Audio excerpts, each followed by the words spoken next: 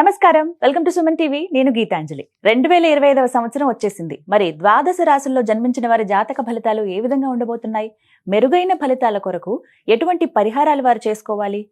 మంచిగా ఉన్న రాశులు ఏవి, అంటే మంచి ఫలితాలను ఇచ్చేటువంటి రాశులు ఏ ఉన్నాయి, అలాగే చెడు ఫలితాలు ఏ రాశులు వారు అందుకోబోతున్నారు, ఈ వివరాలన్నీ ఇవాళ వీడియోలో నేను మీకు వివరిస్తాను. వివరించేందుకు ప్రస్తుతం మనతో పాటు ఉన్నారు ప్రముఖ జ్యోతిషులు బ్రహ్మశ్రీ నందిబట్ల శ్రీహరి శర్మ గురువు గారు. వారితో మాట్లాడదాం. గురుగారు నమస్కారం అండి. వాగర్థ వివ సంపృక్తౌ వాగర్థ ప్రతిపత్తయే జగతః పితరౌ వందే పార్వతీ పరమేశ్వరౌ.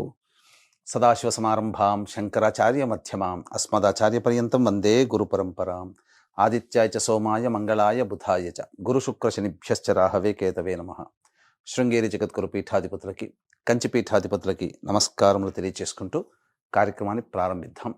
వీక్షించేటువంటి సుమన్ టీవీ ప్రేక్షకులకి గమనిక, ఇప్పుడు మనం చెప్పుకోబోయేటువంటి రాశి ఫలాలు ఏవైతే ఉన్నాయో అవన్నీ కూడా ఆంగ్ల నూతన సంవత్సర గమనాన్ని దృష్టిలో పెట్టుకొని జనవరి 1వ తారీఖు నుంచి డిసెంబర్ 31వ తారీఖు వరకు మాత్రమే ఉన్నటువంటి గ్రహాల స్థితిగతులను బట్టి వివిధ రాశుల వారికి ఏ విధంగా ఉండబోతుందో తెలుసుకుందాం. మనకు సాంప్రదాయానుసారంగా వచ్చేటువంటి ఉగాది నుంచి ప్రారంభమయ్యే రాశి ఫలితాలని, అనగా వచ్చే విశ్వావసునామ సంవత్సరానికి సంబంధించి ఉగాది ప్రారంభమయ్యడానికి అంటే ముందుగా మళ్ళీ ఆ యొక్క ఉగాది సందర్భంగా మళ్ళీ వివిధ రాశుల వారికి సంబంధించి రాశుల ఫలితాలు ఇవ్వడానికి ప్రయత్నం చేస్తాను.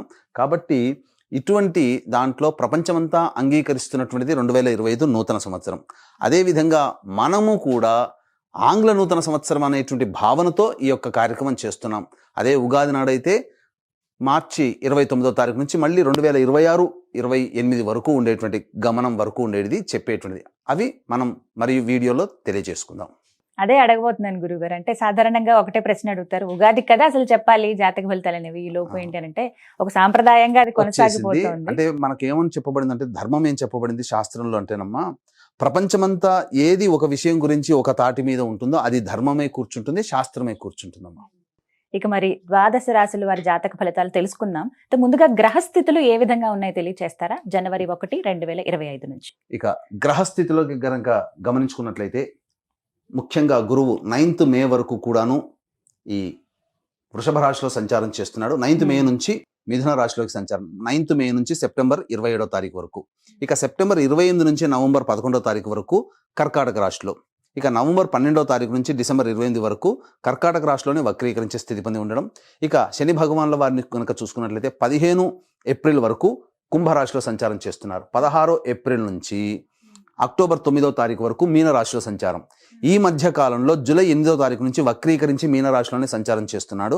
అలాగే అక్టోబర్ 10వ తారీఖు నుంచి కుంభరాశిలో సంచారం చేస్తూ వక్రీకరించి కుంభరాశిలో, నవంబర్ 26వ తారీఖు నుంచి వక్రత్యాగము శని భగవాన్ల వారు చేస్తున్నారు. ఇక రాహుకేతులు కనుక చూసుకున్నట్లయితే 15 మే వరకు కేతువు కన్యలో మరియు రాహువు మీనరాశిలోకి, అలాగే 16 మే నుంచి సింహరాశిలో కేతువు, అలాగే కుంభరాశిలో 16 మే నుంచి రాహుగ్రహ సంచారం జరుగుతుంది. ఇక్కడ గమనించుకున్నట్లయితే ఇక్కడ వీక్షించేటువంటి ప్రేక్షకులకు అందరికీ తెలియజేయాల్సినటువంటి అంశం ఏంటంటే, ముఖ్యంగా అందరూ ఈ ద్వాదశ రాశుల గురించి రాగానే అందరూ ఆలోచించేటువంటిది ముఖ్యంగా శని దోషం, ఏలినాడు శని, అష్టమ శని, అర్ధాష్టమ శని, కంటక శని, యోగ శని, ఈ శని దోషాలు. అయితే ఇక్కడ 15 ఏప్రిల్ వరకు శని కుంభరాశిలో సంచారం చేస్తూ 16 ఏప్రిల్ నుంచి మీనరాశిలోకి సంచారం చేస్తున్నా, ఈ యొక్క జూలై 8 నుంచి మీనరాశిలోనే సంచారం చేస్తూ వక్రీకరించినటువంటి కారణం చేత మళ్ళీ ఈ కుంభరాశి ఫలితాన్ని ఇస్తాడు.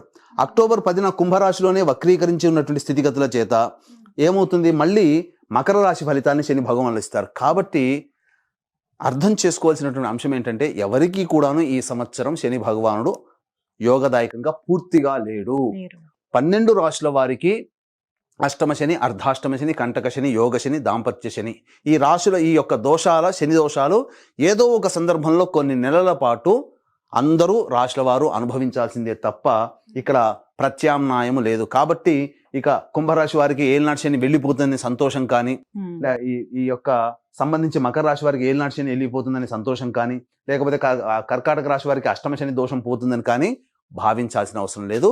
వృశ్చిక రాశి వారికి అర్ధాష్టమ శని దోషం పోతుందని కూడా భావించాల్సిన అవసరం లేదు. ఎందుకంటే శని మళ్ళీ రుజు మార్గంలో వెళ్ళి మళ్ళీ వక్ర మార్గం చేత వక్రగతిన సంచారం చేస్తున్నటువంటి కారణం చేత 12 రాశులు శని ప్రభావానికి గురవుతాయి. కాబట్టి ఈ సంవత్సరం అన్ని రాశుల వారు శని దోష పరిహారములు ఖచ్చితంగా చేసుకోవలసినదే, అందులో సందేహం లేదు. గ్రహస్థితులు చెప్పారు గురుగారు. మరి ద్వాదశ రాశుల్లో భాగంగా తులారాశి వారి జాతక ఫలితాలు తెలుసుకోవాలనుకుంటున్నాం. ఏ విధంగా ఉన్నాయి, ఏ రంగం వారికి బాగా కలిసి వస్తుందో వివరించండి. తులారాశిలో జన్మించినటువంటి వారికి జనవరి 1వ తారీఖు నుంచి డిసెంబర్ 31వ తారీఖు వరకు ఏ విధంగా ఉండబోతుందో ముందుగా మనం తెలియజేసుకుందాం. ప్రధానంగా ఇక మొదటి సెగ్మెంట్లో కనుక చూసుకున్నట్లయితే గురు బలము, శని బలము, మిగతా గ్రహాల రాహుకేతుల బలం ఎప్పుడెప్పుడు ఉంటుంది. కాబట్టి ఆ చెప్పినటువంటి సమయంలో కనుక మీరు కనుక ప్రయత్నాలు చేసుకున్నట్లయితే సంపూర్ణమైనటువంటి యోగదాయకమైనటువంటి పరిస్థితి కనబడుతుంది. గమనించుకున్నట్లయితే 9 మే వరకు ఈ తులారాశి వారికి అష్టమ స్థానంలో గురు సంచారం చేస్తుండడం, కానీ వక్రీకరించి మార్చి 31వ తారీఖు వరకు ఉండబోతున్నాడు. కాబట్టి ఇది అద్భుతమైన యోగకాలం. జనవరి 1వ తారీఖు నుంచి మార్చి 30వ తారీఖు వరకు సప్తమ గురు ప్రభావము అద్భుతంగా ఉంటుంది.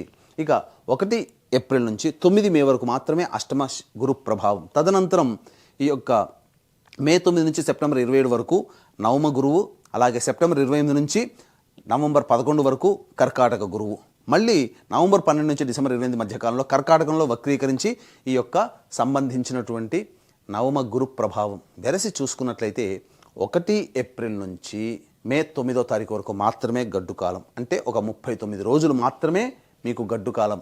మిగతా సంవత్సరం అంతా కూడా అన్ని రంగాలలో ఉన్న వాళ్ళకి గురుబలం సంపూర్ణంగా ఉంటుంది. ఇందులో సందేహము లేదు.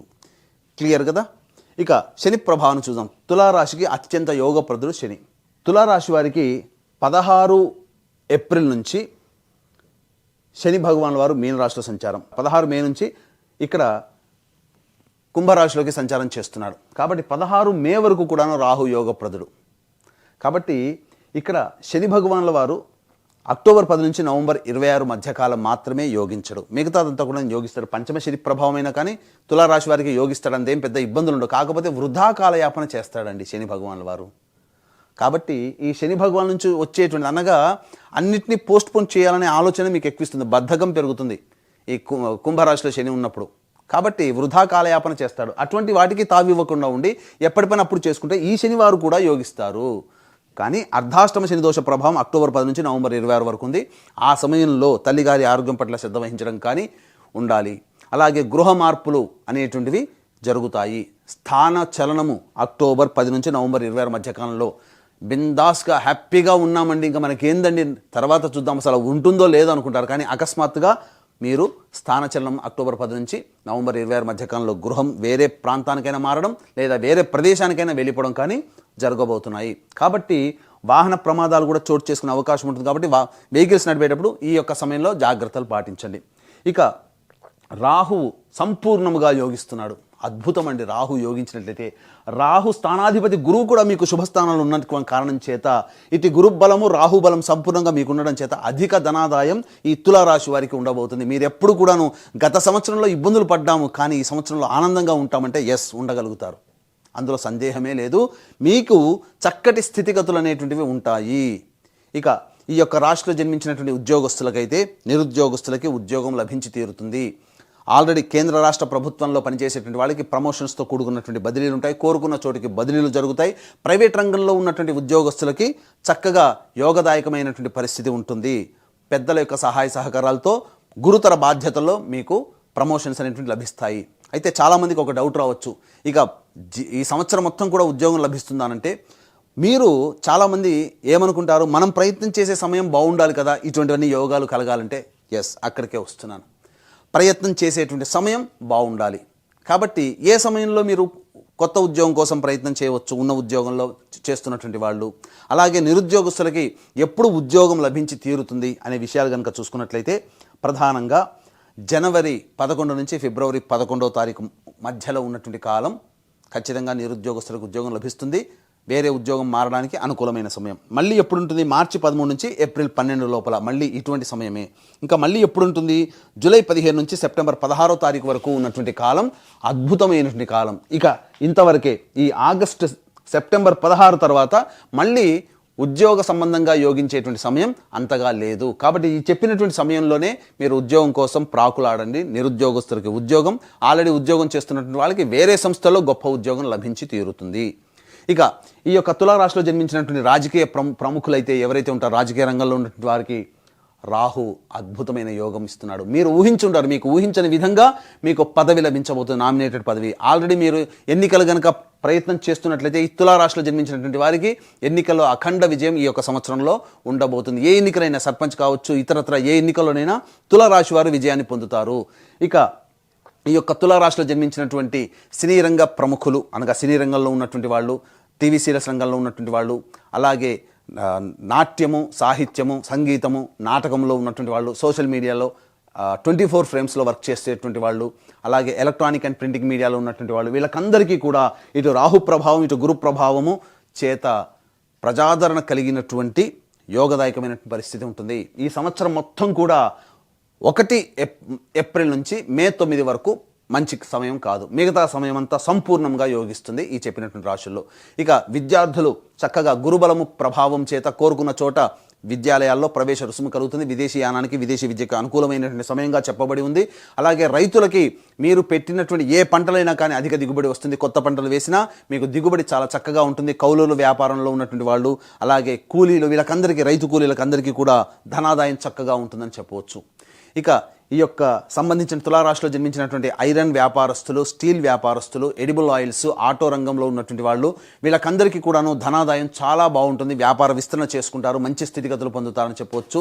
ఇక ఎఫ్ఎంసీజీ రంగము, జనరల్ స్టోర్స్, సూపర్ మార్కెట్స్, ఫుడ్కు సంబంధించినటువంటి వ్యాపారస్తులు, అలాగే కర్రీ పాయింట్స్ నడిపేటువంటి వాళ్ళు, ఇంకా చెప్పాలి అని అంటే ఎడ్యుకేషనల్ ఇన్స్టిట్యూషన్స్, జ్యువెలరీ రంగంలో, తీర్థయాత్రలు, పూజా స్టోర్స్ నడిపేటువంటి వాళ్ళు, అలాగే పండ్ల వ్యాపారస్తులు, వీళ్ళకందరికీ కూడాను వ్యాపార విస్తరణకి చాలా చక్కగా ఉంటుంది, అనుకూలమైనటువంటి సమయంగా చెప్పబడి ఉంది. కాబట్టి అన్ని విధాలుగా ఆదాయం చాలా చక్కగా ఉంటుంది. ఇంకా చెప్పాలంటే రియల్ ఎస్టేట్ రంగంలో ఉన్నటువంటి వారికి, లాయర్ల రంగంలో ఉన్నటువంటి వాళ్ళు, మున్సిపాలిటీ డిపార్ట్మెంట్లు, ఎలక్ట్రికల్ అండ్ ఎలక్ట్రానిక్స్ రంగంలో పనిచేసేటువంటి వాళ్ళకందరికీ కూడాను ఈ యొక్క తులారాశి వారికి ఏప్రిల్ 1వ తారీఖు నుంచి మే 9వ తారీఖు మధ్యకాలం తప్ప మిగతా అన్ని సమయాలు కూడాను యోగదాయకంగా ఉంటుంది. వ్యాపార విస్తరణ చేసుకోవచ్చు, నూతన ప్రాజెక్టులు సంభవిస్తాయి. తద్వారా కొత్త ప్రాజెక్టులు కూడా సకాలంలో పూర్తి చేసుకొని లాభాల బాటలో ఉంటారని చెప్పవచ్చు. రాని బాకీలు మీకు వసూలు అవుతాయి. అయితే ప్రధానంగా మీ యొక్క ఈర్ష్యను చూసి, అనగా మీ యొక్క అభివృద్ధిని చూసి ఈర్ష్యపడేటువంటి వాళ్ళు ఉంటారు. కాబట్టి నరదృష్టి, నరఘోష ఎక్కువగా ఉంటుంది. ఈ యొక్క తులారాశిలో జన్మించినటువంటి స్త్రీలకి ప్రధానంగా మంచి యోగదాయకమైనటువంటి పరిస్థితి ఉంటుంది. సంతానం కలగనటువంటి వాళ్ళకి సంతానం కలుగుతుంది. ఈ యొక్క తులారాశిలో జన్మించినటువంటి వాళ్ళకి వివాహం కానటువంటి వ్యక్తులకి, స్త్రీ పురుషులకి వివాహం నిశ్చయం అవుతుంది, దాంపత్యంలో ఉంటారు, సంతాన ప్రాప్తి కలుగుతుంది. అలాగే ఈ రాశిలో జన్మించినటువంటి స్త్రీలకి ప్రజాదరణ పెరుగుతుంది, కుటుంబ సభ్యుల్లో మీ మాటకి విలువ పెరుగుతుంది, మీ పేరు మీద స్థిర చరాస్తులు కొనుగోలు చేసేటువంటి అవకాశాలు గోచరమవుతున్నాయి. గృహోపకరణాలు, ఆభరణాలు కొనుగోలు చేసే అవకాశము, శక్తి మీకు లభిస్తుంది. తద్వారా కుటుంబ సభ్యులతో ఆనందకరమైనటువంటి జీవితాన్ని పొందుతారు. ఒక బాధ్యతాయుతమైనటువంటి శక్తి మీలో ఉంటుంది. తద్వారా మీ మాట తిరుగుండదనేటువంటి విషయాన్ని ఈ రాశిలో జన్మించినటువంటి స్త్రీలు గమనించుకోవాలి.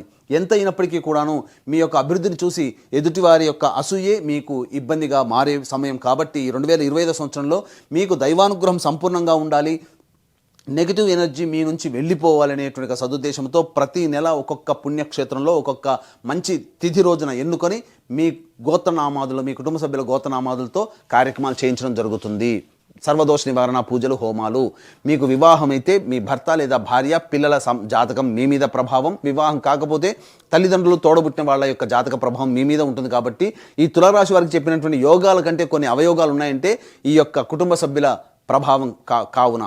కాబట్టి ఈ సర్వదోష నివారణ పూజలు, హోమాలు అనేటివి జనవరి 13వ తారీఖు రోజున శ్రీకాళహస్తిలో కానీ, శ్రీశైలం క్షేత్రం కానీ మొదలు పెడుతున్నాం. ఇలా మొదలుపెట్టి 12 నెలల పాటు ఒక్కొక్క పుణ్యక్షేత్రంలో మీ కుటుంబ సభ్యుల గోత్రనామాలతో చేయించడం జరుగుతుంది. ఈ సంవత్సరం అంతా కూడా శని ప్రభావం అన్ని రాశుల వారికి ఉంది. కాబట్టి గత జన్మ కర్మదోష నివారణ హోమాలు కూడా జరిపించడం జరుగుతుంది. కాబట్టి అవకాశం ఉన్న వాళ్ళు ఈ యొక్క రిజిస్ట్రేషన్ సంబంధించినటువంటి వివరాలు కార్యక్రమ తదనంతరం కాంటాక్ట్ చేసి తెలుసుకోవచ్చు. అలాగే భర్త వైపు, తండ్రి వైపు 6 తరాలు, తల్లి వైపు, భార్య వైపు 3 తరాల్లో కుటుంబంలో ఏవైనా దుర్మరణాలు ఉన్నా, అలాగే కుటుంబ సభ్యులు 20 సంవత్సరాల లోపల ఏ విధంగా చనిపోయినా, liver problem, kidney problem, cancer రోగాలతో మరణించినా వాటిని పితృదోషము అని అంటారు. కాబట్టి ఇట్టి పితృదోష నివారణకి ప్రతి నెల నిజాయితీగా మన పీఠం ఆధ్వర్యంలో ఈ యొక్క పితృదోష నివారణ కార్యక్రమాలు జరిపించడం జరుగుతుంది. అవకాశం ఉన్న వాళ్ళు వివరాలు తెలుసుకోవచ్చు. తులారాశి వారి జాతకం చాలా బాగుంది ఈ సంవత్సరం అని చెబుతున్నారు. అయితే ఇంకాస్త మెరుగ్గా ఉండాలి ఫలితాలంటే గనక వారు ఎటువంటి పరిహారాలు చేసుకుంటే మంచిదంటారు?